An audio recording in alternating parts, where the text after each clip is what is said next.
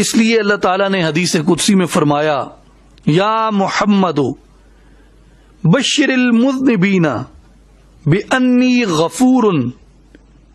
وانذر الصدیقین بانی غیور، کہ حدیث قدسی میں اللہ تعالیٰ نے اپنے حبیب مکرم صلی اللہ علیہ وآلہ وسلم کو مخاطب کر کے کہا کہ اے محمد صلی اللہ علیہ وسلم، گناہ گاروں کو بشارت دیجئے کہ میں غفور ہوں،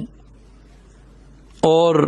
صدیقوں کو ڈرائیے، صدیقین کو ڈرائیے کہ میں غیور ہوں۔ گناہ گاروں کو بشارت دی اور صدیقین کو ڈرایا، اس لیے کہ گناہ گار مایوس نہ ہو جائے اور صدیق بے خوف نہ ہو جائیں، سچے بے خوف نہ ہو جائیں اور جھوٹے مایوس نہ ہو جائیں۔